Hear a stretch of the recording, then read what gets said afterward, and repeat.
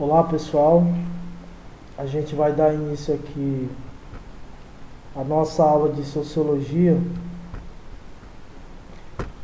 Lembrando que essa aula aqui foi a última aula que eu digo assim, porque são 8 aulas, né? Então essa aqui completa a 4ª aula para poder a gente realizar a primeira avaliação, a V1 de Sociologia.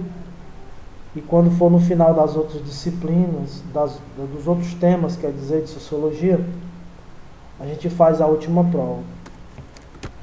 Então, essa aula aqui é para poder a gente recuperar a aula que não deu certo no sistema da aula passada. Então, a gente vai ver aqui as contribuições para a Sociologia de Emile Durkheim.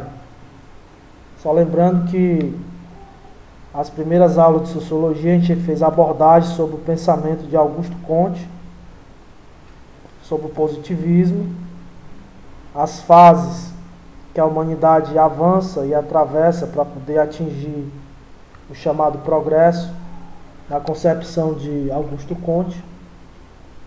E posteriormente nós temos outro pensador francês, que no caso é o Emile Durkheim, que vai tratar sobre a sociedade com uma sociologia a partir da sua perspectiva, numa metodologia diferente, mas analisando vários fenômenos da sociedade. Inclusive vai tratar sobre educação, fatos sociais, instituições e anomia, questões que nós iremos abordar no decorrer dessa aula. Então, vendo aqui só um pouco da parte bibliográfica, da biografia, na realidade, de Durkheim, foi um pensador marcante para a sociologia contemporânea, ou seja, da atualidade, da sua época. No ano de 1893, publicou sua tese de doutorado, intitulada De la diffusion du travail social, estudo em que aborda a relação de integração social, que inclui os indivíduos em uma coletividade maior, a sociedade. O pensador teorizou sobre solidariedade, educação, fatos sociais, instituição e anomia.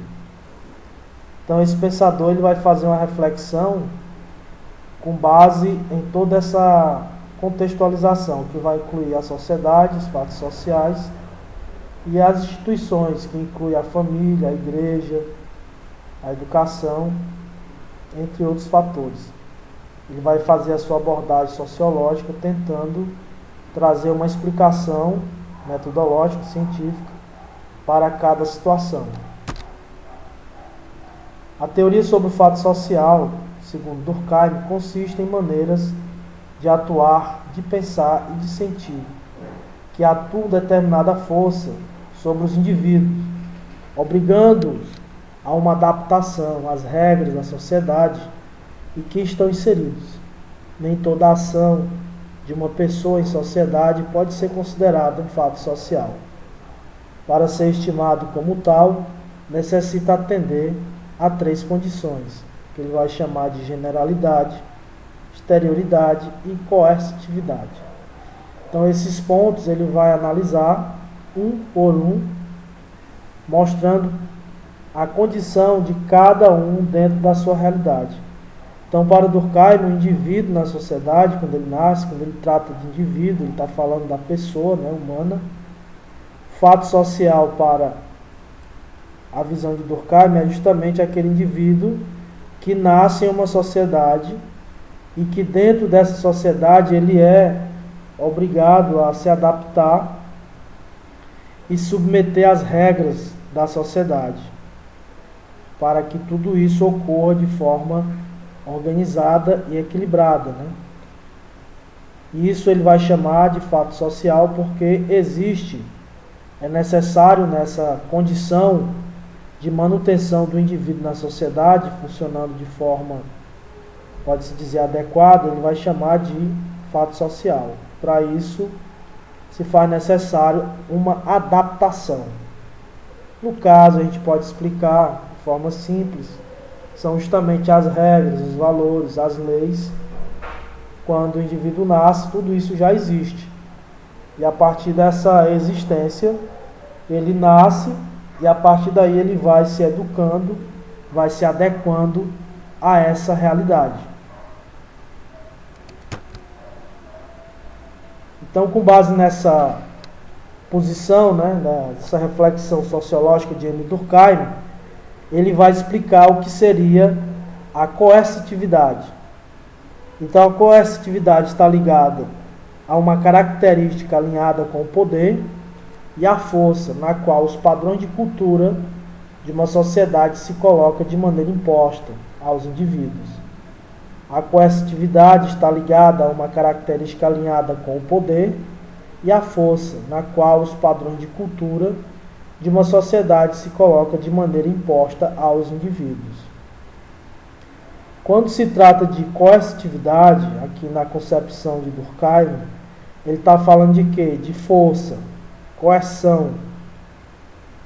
Quando o indivíduo nasce, já existe toda uma estrutura cultural de comportamentos, enfatizando novamente padrões, ou seja, valores, questões relacionadas a costumes de uma sociedade que já existia. A partir daí, esses indivíduos, para poder se adaptarem, e viver nessa sociedade, caso eles não venham adquirir isso de forma educada, de forma mais amena, é usado a lei, ou seja, a força, para poder garantir a manutenção desses padrões na sociedade. E claro, isso passa a ser imposto, porque quando você nasce, você não tem noção do tipo de cultura, de lei, de valores, de necessidades que existe naquela sociedade. Então, isso é viável ser colocado para você sem que você saiba. Isso acontece, por exemplo, com o seu próprio nome, Com o seu próprio nome, a sua família, onde você nasce. Por mais que você não esteja, às vezes, bem satisfeito com o seu nome ou com a família que você está, ou com o país, ou o estado, ou a sociedade que você nasce, mas isso surge dessa forma porque você nasce como um indivíduo em formação, Então tudo isso é passado para você de uma forma imposta pela educação familiar, que isso é necessário para poder manter a manutenção da família, na escola, que é a manutenção e o processo da continuação desse processo educativo. Na escola você vai aprender outras coisas, relacionadas à profissão, visão de mundo, mas a base principal da educação começa na família. E claro, você vai adquirindo no decorrer do tempo e no decorrer das vivências, outros comportamentos e também outras aprendizagens no processo que envolve a sociedade e o seu dia a dia. Então, a coercitividade é aquilo que é colocado para o indivíduo, sem o entendimento desse indivíduo, porque quando ele nasce, isso já é existente, já é colocado para ele, os costumes, os valores, o modo de viver, as leis, tudo aquilo que forma a sociedade, que existia antes da pessoa vir para a chamada sociedade. Então nós temos também a questão da exterioridade, que seria isso, é uma realidade que existe antes do nascimento de qualquer pessoa, já enfatizando um pouco mais, que eu acabava de falar.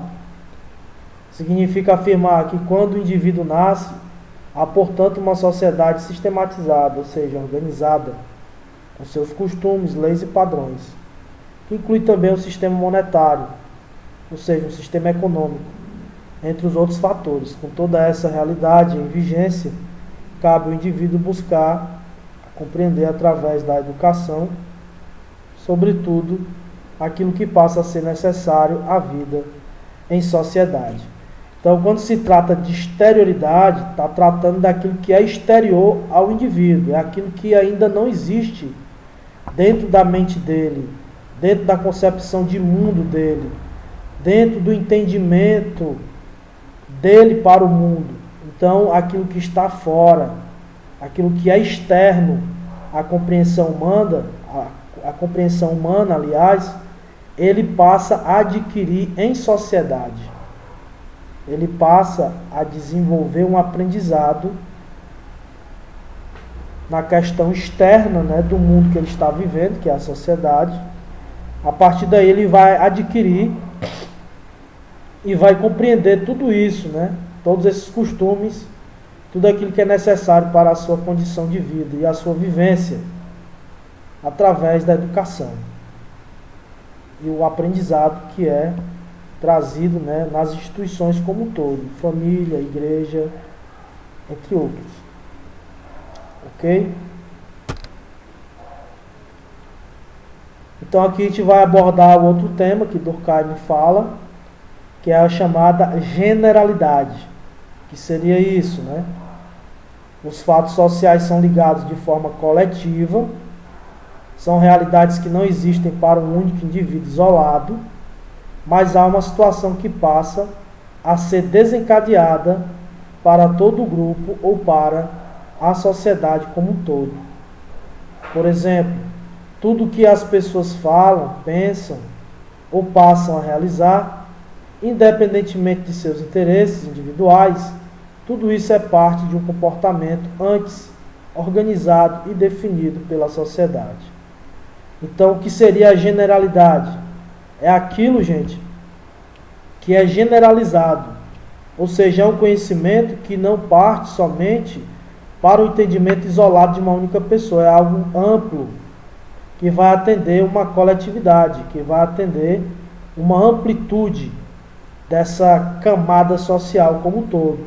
Ou seja, é um aprendizado generalizado, não é algo isolado, acomodado e posto só para um indivíduo, né, para uma pessoa. Então, quando ele trata de generalidade, está falando desse conhecimento, dessa cultura, desses valores, desses costumes, desses padrões, dessas leis, que é disseminado para toda a sociedade. E essa generalização ocorre através das mídias, da escola, da família, do Estado, de todas as instituições que estão estruturadas, que compõem a formação da sociedade como um todo, passando para as pessoas de forma coletiva todo o aprendizado. E isso, é claro, a gente passa a compreender de uma forma simples, com o nome de generalização, que Durkheim vai chamar de generalidade. Espero que eu tenha sido claro nesse ponto, dando continuidade. Na realidade, é uma condição já consolidada, ou seja, que já existe na esfera social, permanece posteriormente e não garante possibilidades de escolha. O indivíduo não consegue escolher, porque ele já vai nascer numa realidade em que essas questões já existem. As leis, a família, o Estado, a religião, os costumes, né? Então não tem como ele ter possibilidade de escolha, porque ele já nasce nessa condição. A instituição social é um sistema organizado para manter a sociedade organizada em um conjunto de diretrizes, ou seja, de leis, de estratégias, planejamentos, né? Tudo padronizado, organizado no campo social, que passa a ser reconhecidos e aprovados pela sociedade. Então, as pessoas que estão em sociedade, que já existiam e que passarão a existir, no processo da aprendizagem, do entendimento dessas relações, eles passam a, de certa forma, aprovar essas condições de existência. Pois a intenção e o objetivo principal é alcançar a estruturação, ou seja, a manutenção, a organização de pé, né, do grupo, e com isso conseguir satisfazer as necessidades dos indivíduos em sociedade. Significa, portanto, que tudo isso que está sendo falado é justamente para demonstrar que uma sociedade, se ela não for organizada, se ela não tiver uma estrutura, uma ciência, um método para que ela exista de forma científica, de forma preparada, a sociedade poderia viver uma situação de decadência muito maior, que Durkheim vai abordar mais na frente, que ele vai chamar de caos e desespero, que ele chama na sua ciência de anomia. Então é importante frisar que as instituições são, portanto, de cunho conservador. Em sua essência, essa realidade é em qualquer esfera, quer seja a família, escola, governos, credo religioso, polícia ou até mesmo outro modelo de instituição. Sempre buscaram agir contra qualquer forma de transformação, visando, é claro, a manutenção da ordem em sua vigência. Então, Durkheim vai abordar a importância da manutenção dessas instituições, e alguns passaram a chamá-lo de conservador, né? Mas na verdade ele vai perceber que a necessidade da defesa e a busca pela manutenção e a estruturação da família, do Estado, da religião, né? Até mesmo da questão da segurança, ele vai abordar que é necessário criar meios e métodos para que isso funcione de forma segura, justamente para a sociedade não entrar em colapso, né? Para que a sociedade não entre em uma desagregação social e venha comprometer toda a sociedade como um todo, né? Então ele vai dizer isso abordando, né, que a manutenção da ordem, né, quando se trata de ordem, não é só opressão, não é só a coerção, a força, mas aquilo que trata também de uma condição de mostrar para as pessoas, através da educação, a importância de que tudo isso funcione de forma correta, organizada, para que a sociedade se mantenha na sua manutenção. Agora, é claro, se a sociedade vai passar por problemas, né, essa sociologia vai discutir esses problemas na perspectiva de Durkheim, a fim de trazer a solução desses problemas. Seja ele de cunho político, seja ele qual for o problema, né? Então o sociólogo Emile Durkheim demonstra em sua obra a importância e o valor dessas instituições para o desenvolvimento e equilíbrio da sociedade. Desse modo, Emile Durkheim passa a defender de forma intensa essas instituições. Seus conceitos principais no campo do estudo dessa ciência é a instituição social e a anomia.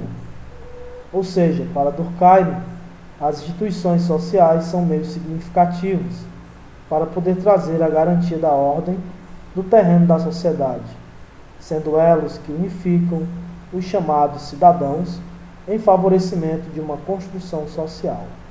Então Durkheim vai abordar, né, que a gente falou anteriormente, que para existir uma sociedade dentro de uma estrutura organizada, é necessário que toda a instituição social ela esteja alinhada em uma organização.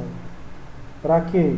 Para que a sociedade não venha entrar em uma desestrutura, né, que ele vai chamar de anomia, que seria, no caso, uma sociedade em decadência, né, uma sociedade colapsada, onde as suas estruturas não conseguiram dar cabo às condições essenciais à vida em sociedade. Então ele vai mostrar, através dos seus estudos, que essa sociedade em crise ela precisa ser estudada, seja a crise econômica, seja ela de qualquer ramo dos acontecimentos da sociedade, da criminalidade, ou de qualquer outro fator que venha comprometer essa sociedade.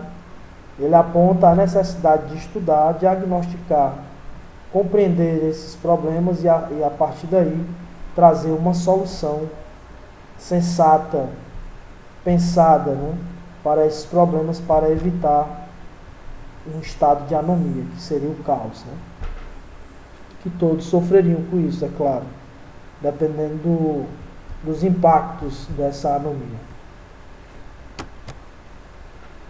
Um outro conceito de Durkheim que ele vai abordar é a solidariedade social.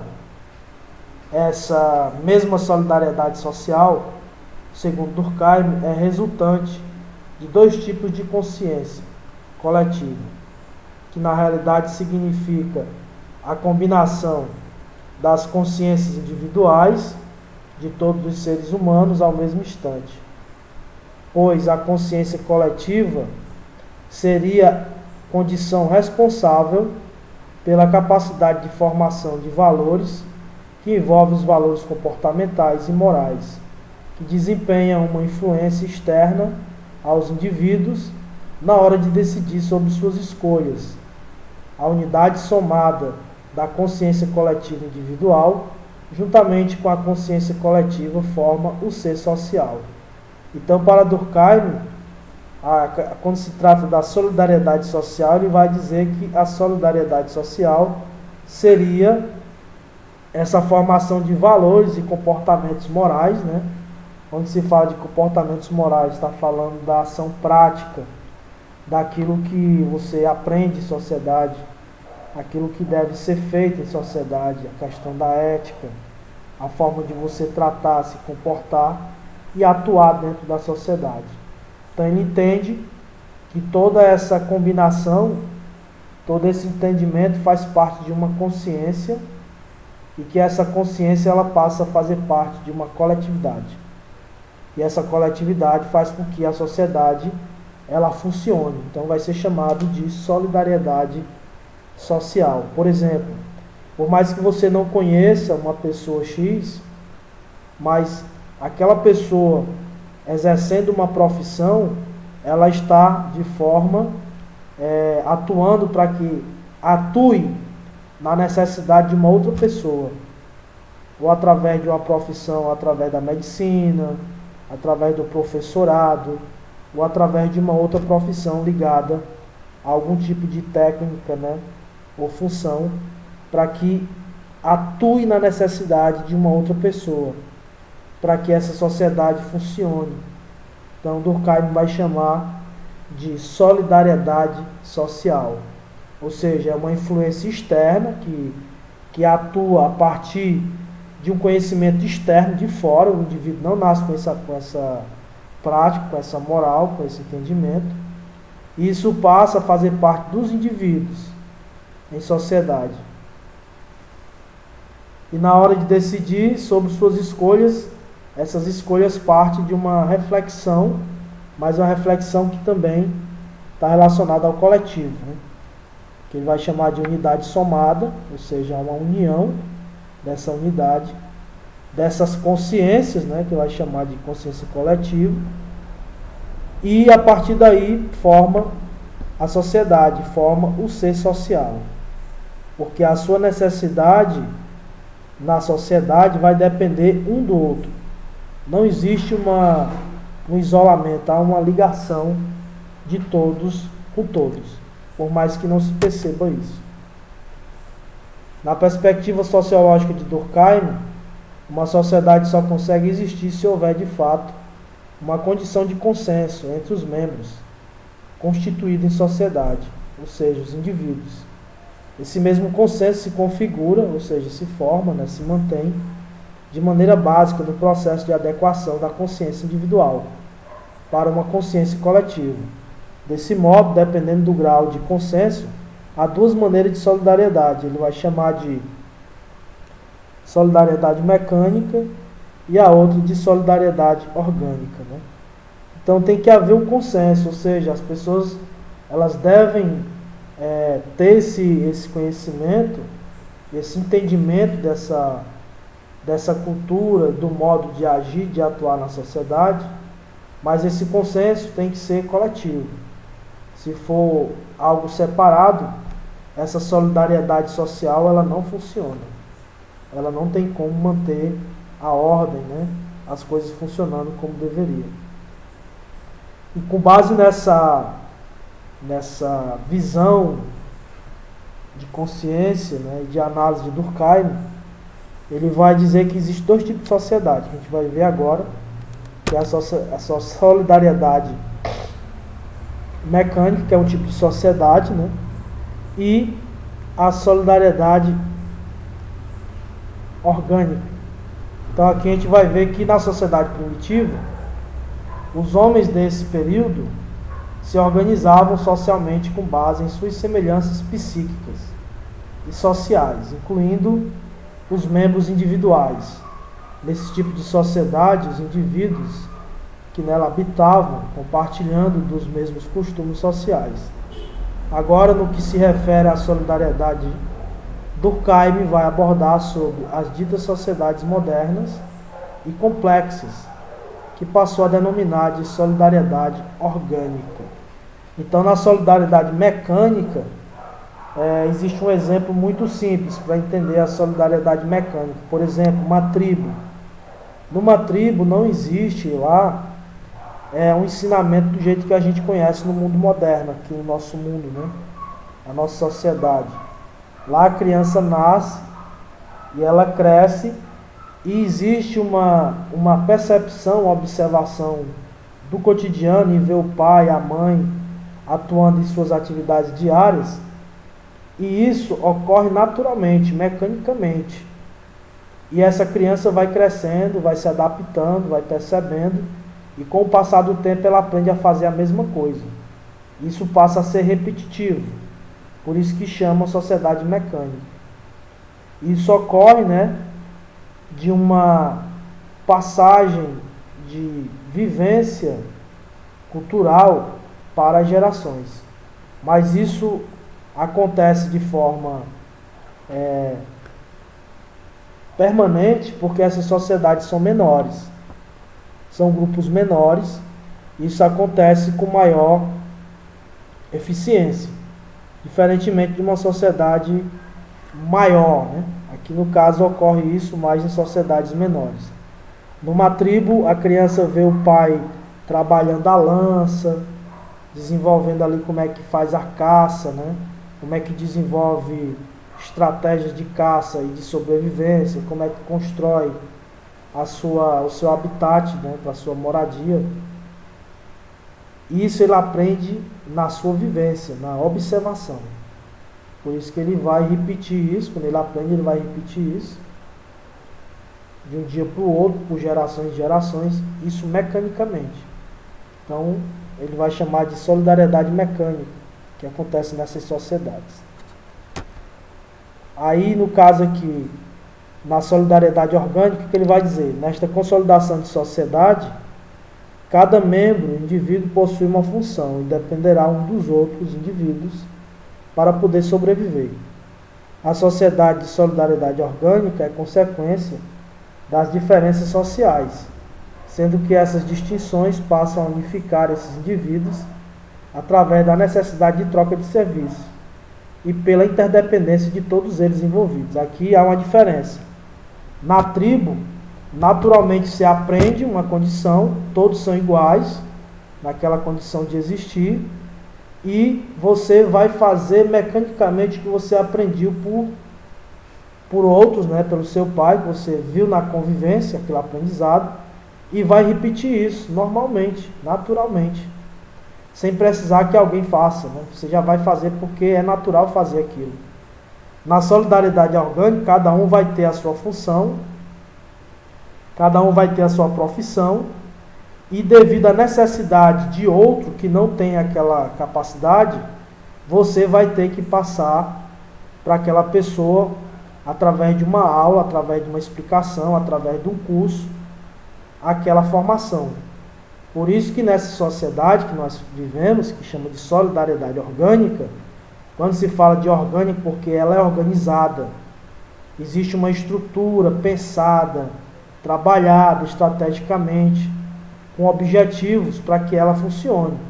Vamos dar um exemplo. Eu aqui como professor, eu estou aqui tratando de um fato, que é uma disciplina interessante, que estuda sobre a sociedade, o comportamento da sociedade, a vivência, a política, o modo de agir, a questão cultural.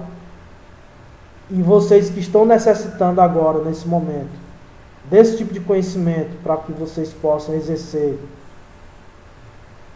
talvez no futuro, práticas parecidas através desse estudo, e também para finalizar o curso, vocês estão tendo acesso a esse conhecimento por intermédio do professor.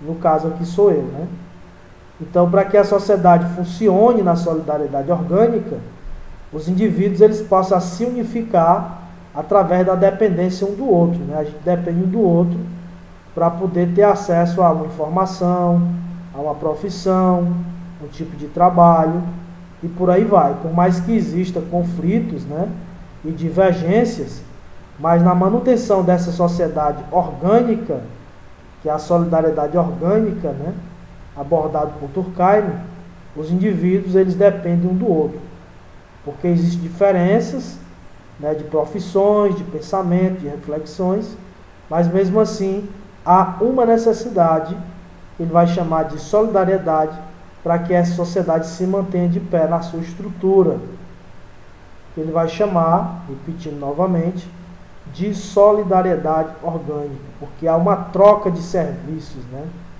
Um depende do outro para poder desenvolver a sua capacidade de viver em sociedade. A economia vai precisar do trabalho, o trabalho vai precisar do mercado, né, também, ou seja, o mercado econômico vai precisar de um consumo maior para poder esse mercado se expandir e essa mercadoria circular a nível global. Então há toda uma conexão, né? Não existe nada isoladamente.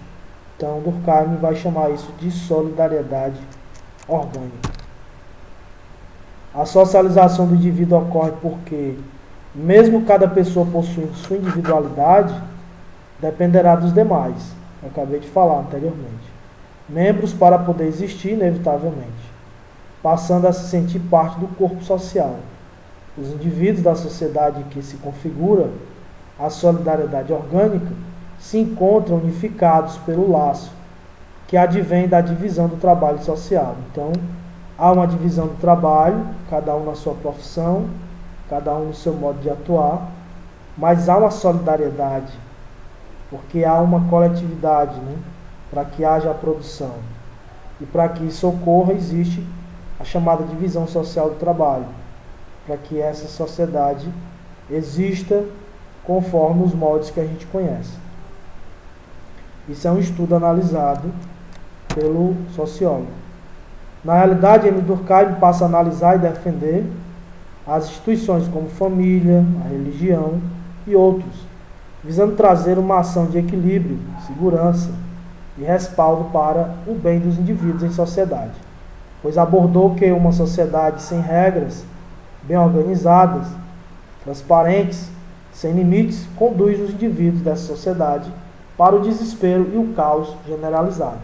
Então, se não há nessas instituições a condição adequada, a educação adequada e o método adequado para que elas existam com segurança e com condições realmente seguras, né, e humanas, ela chegará a uma condição de erosão, pode-se dizer assim, de colapso, de rompimento da ordem. E isso levará desespero e o caos. E quando se fala de caos generalizado, está relacionado a tudo, né, gente? Falta de segurança, guerra civil, desespero, suicídios, assassinatos. É pesado falar isso, mas isso é o que acontece quando uma sociedade ela não está organizada e valorizada, né? E observada como deveria ser. E dadas as condições necessárias para que ela se mantenha de pé, com todas as condições viáveis, né? Para que as pessoas não entrem em desespero, não entrem em decadência.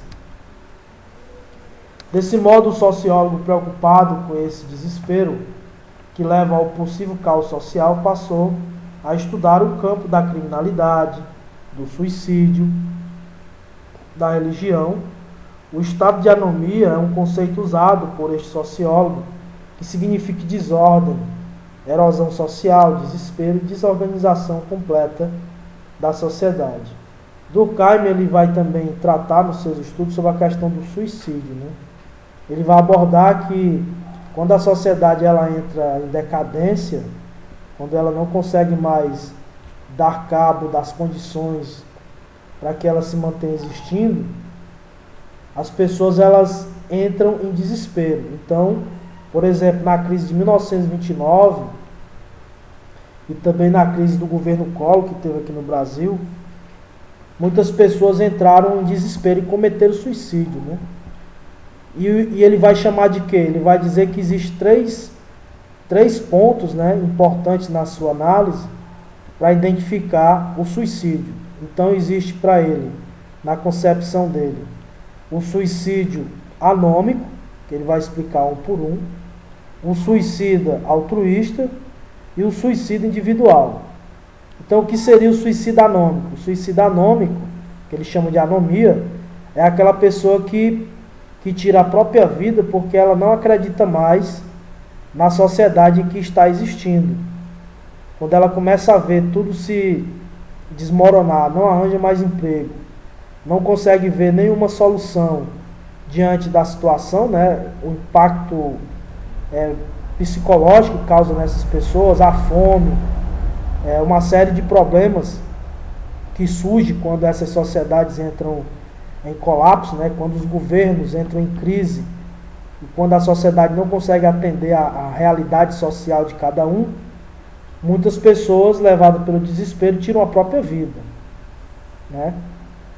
E o indivíduo que tira a própria vida, no caso, ele vai chamar de estado de anomia, que é o suicídio anômico. Isso pode acontecer de forma coletiva, né? E o suicídio altruísta é aquele que, diante dessas circunstâncias, diante desse caos, né, generalizado que uma sociedade poderá vivenciar, ele passa a defender uma causa, ou ele passa a criar uma causa, ou fazer parte de uma causa política, religiosa, seja ela qual for, acreditando que no processo dessa luta e arriscando muitas vezes sua própria vida, né, e muitos coletivamente partem para uma luta política, revoluções, e muitos chegam até a morrer, né? Muitas revoluções que foram, que se consolidaram, que triunfaram, elas triunfaram com pessoas que não vivenciaram as agruras e os momentos mais difíceis da revolução. Então muitos que vivem uma revolução, vivem porque passaram a lutar e a atuar e a acreditar nesse risco, achando que mudaria a sociedade. E a gente já analisou dentro da história que todas as revoluções cometeram suas contradições, né? Revoluções que prometeram mudanças, transformações, bem-estar social, e terminou satisfazendo um pequeno grupo e massacrando, perseguindo e censurando a grande maioria. Esse foi o caso da Revolução Francesa, Revolução Russa, Revolução Cubana, Chinesa, entre outros. E o suicídio individual é aquele que dentro da sociedade ele passa a se isolar totalmente, que o suicídio não é somente aquele que bota uma corda no pescoço, mas é aquela pessoa que se acha fora da realidade que ele está inserido, ele não se sente bem e ele passa a se isolar totalmente. Ou então, às vezes, tira a própria vida. Mas isso aqui é uma análise, gente. É uma análise, né, na reflexão que Durkheim fez para identificar por que existe os suicidas, né? Qual foi o motivo que levou essa pessoa a cometer um suicídio. É que ele não está incentivando isso. É um estudo muito delicado que é feito em relação ao suicida. Porque o suicida, para ele cometer esse ato contra si mesmo, né, autodestruição de si mesmo, ele muitas vezes precisa ter um motivo muito forte. Claro, tem que ser acompanhado para que essas pessoas não venham cometer esse tipo de atitude contra a própria vida. Então, tudo isso está relacionado dentro da anomia, né?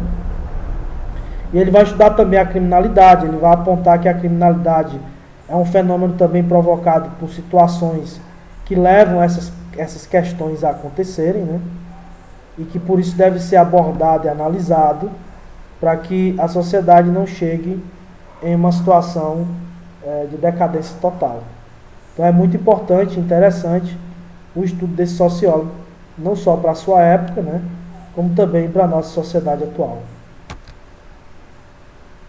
Quando se observa o contexto histórico do século XIX, isso transmite a capacidade de perceber que as instituições sociais se encontravam de forma enfraquecida. Ou seja, na sua época, né, as instituições sociais, no caso a igreja, a família, a própria ordem, né, as leis, se encontravam não tão seguras. E surge esse pensador apontando uma análise para tentar entender esses fenômenos, esses acontecimentos, essas questões circunstanciais de sua época, a fim de trazer uma análise científica e a partir daí uma solução. Então foi um período de muitos questionamentos, né? Valores antigos foram rompidos e outros surgiram. Muitas pessoas viviam em condições precárias, como desemprego, doenças, né? Casos de enfermidades, e comumente marginalizado. Então é importante enfatizar, né, que quando surgem mudanças, transformações, né, seja ela de cunho político ou não, ou através de forma pacífica, porque às vezes a revolução não é só revoluções que se tratam de armas, de guerras civis. Revoluções também se tratam no campo da tecnologia, do conhecimento, e muitas coisas ficam obsoletas, né, passam a ser vistas como arcaicas, ultrapassadas, dando espaço para o surgimento de outros valores, de outras formas de viver, de outras formas de abordar e de perceber e de viver a sociedade. E hoje, atualmente, nós estamos vivendo situações muito parecidas. Por isso que a sociologia de Durkheim é algo ainda muito vigente. Para a gente poder entender o mundo atual e, a partir daí, tentar criar meios para solucionar esses problemas, né? Mas quando se trata de uma sociedade, essas pessoas não poderiam ser esquecidas ou ignoradas, de qualquer maneira.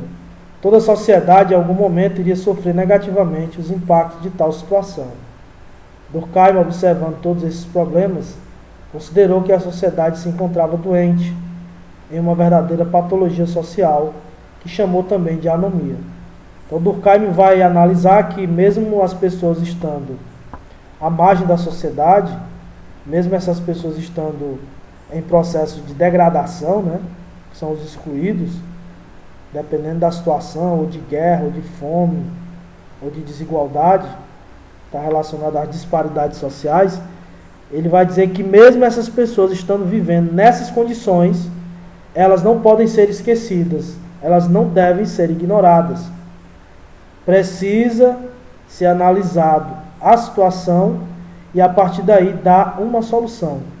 E se uma sociedade se encontra nessas condições, Durkheim vai dizer que essa sociedade está vivendo uma patologia social, ou seja, uma doença, né, social, que seria a desigualdade, a fome, a miséria, a decadência, a corrupção, desmandos. Por que ele chama de patologia social? Que patologia é um termo usado na medicina, né? Porque ele vai entender a sociedade como um grande corpo social. E se esse corpo social está adoecido, ele precisa ser diagnosticado, tratado e dado a ele o remédio necessário para que esses problemas não venham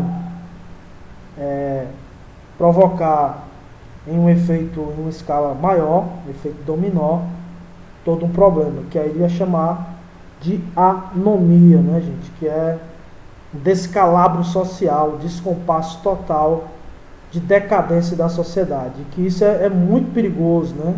Em todos os sentidos.